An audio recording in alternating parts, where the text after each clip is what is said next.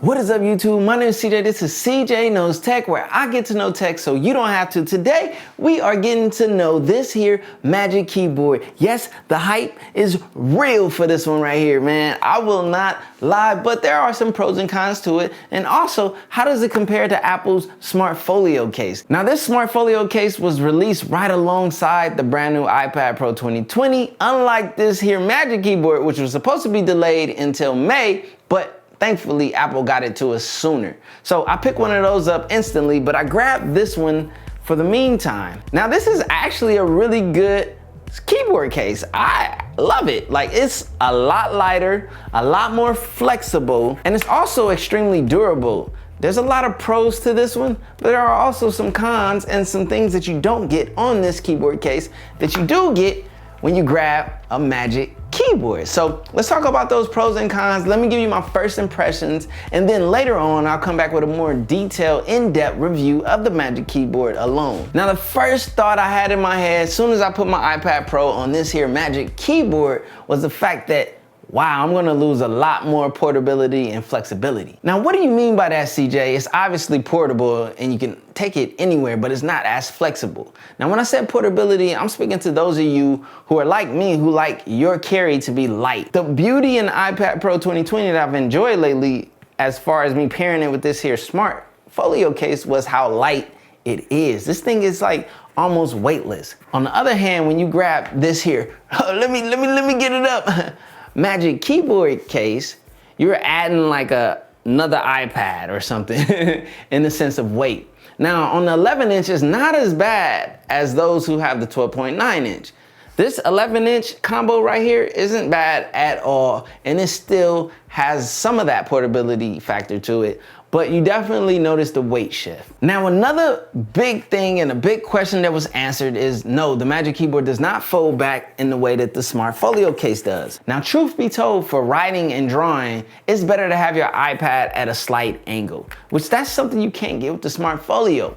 But on the Magic Keyboard, as a hack, you can just flip this thing like this, and as you see, you get this nice angle, the ideal proper angle for writing and drawing on an iPad Pro. Now, I will say that all of the angles that you can get with this here Smart Folio case are all useful and beneficial, and I never felt like I was missing any angle. But with the Magic Keyboard case, you are given far more angles because you got the fully extended, and then you can go all of this in between until you get to that lock point. Also, this thing is built super rugged tough. This thing is built with quality.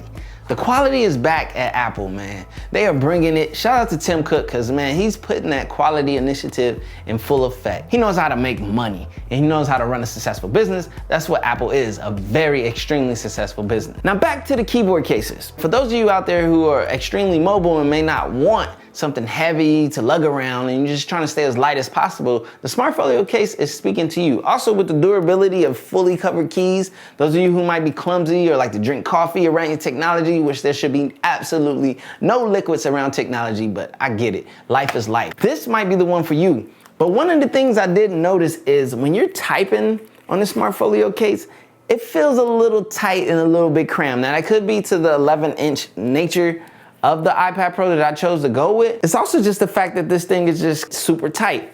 Now, when you get with the Magic Keyboard, it's not that the keyboard is bigger, but you get a palm rest with the added trackpad, which makes typing just so much more familiar and enjoyable. So I absolutely love typing on this brand new Magic Keyboard in comparison to the Smart Folio. The Smart Folio always felt like I was off of the keyboard typing, while with the Magic Keyboard, I'm actually on the keyboard typing. Now, when it comes to these two keyboards, it's obvious that the better value is in the Smart Folio case. It's like $100 cheaper, and you get just about almost the same amount of functionality. But there is a reality when we look at the Magic Keyboard that you're getting so much more for that $100. So it's not like you're just wasting money or just throwing money at Apple. They're actually giving you something in return. What are some of those things that you do get in return for spending that $100 extra with Apple?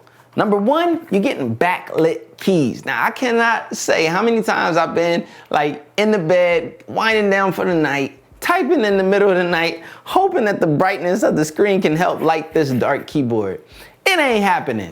So with the Magic Keyboard, we have light up keys. This is super useful and this makes sense. It makes the usability at night or in low light so much more practical. Also with the Magic Keyboard, you're getting true keys. These are the scissor switches. These are like what you have on the brand new MacBook Pro 16-inch and the MacBook Air. You are leveling up your keyboard experience to a true keyboard as opposed to this more folio experience that you get with the Smart Folio case. It's not a full-on keyboard feel, but over here on the Magic Keyboard, you're getting that familiar vibe that we all know when we use a keyboard and we sit down and type. That means a lot to a lot of people. Now the biggest function you're getting is the trackpad.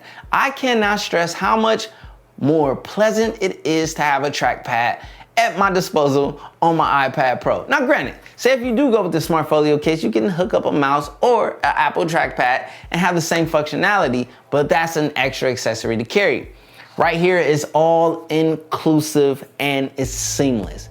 And the functionality of it I absolutely love. No longer do I have to reach up and touch the screen to do functionalities that I can do right here from my trackpad. So it feels so much more like that familiar laptop vibe that we're used to. Now I'm gonna talk about the reality of the iPad Pro and if it could be a laptop replacement in another video. What I'm gonna do is I'll take a challenge and I will just dedicate myself to using the iPad Pro only. I don't know if I really wanna do this. I don't know if I can survive. I don't know if I can get videos out to you guys if I do that. But at some point I am gonna take the challenge and yeah, maybe we do like a 4-day, 5-day, so that way I can have 2 days regular life so I can edit and get a video out to you guys. Probably edit that video, but I will be documenting something like that. This was just the first impressions. I'm not gonna go too in depth on the Magic Keyboard. This is just us scratching the surface together, and I promise you a more in-depth review coming down the road. But the one thing that I can say is I am absolutely impressed with the Magic Keyboard so far.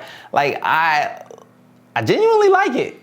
Now, it's too early to say how much I like it, but I do like it. Oh, and another thing, in previous reviews from other reviewers, I've seen that a lot of people say there's no one-handed use or one-handed opening with this new Magic Keyboard. Now, on the 11-inch, it may be different. A lot of those reviewers have 12.9 inches, but I am able to open my 11-inch Magic Keyboard with the iPad Pro inside of it with one hand. Now, is it the most convenient, the most practical? Is it the most laptop-like way? No. It's still top heavy and everything, but you can do it with one hand, and that's super great news to some of you who may have wanted to know this.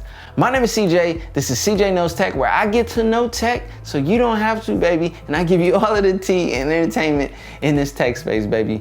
Peace. Oh. Hello.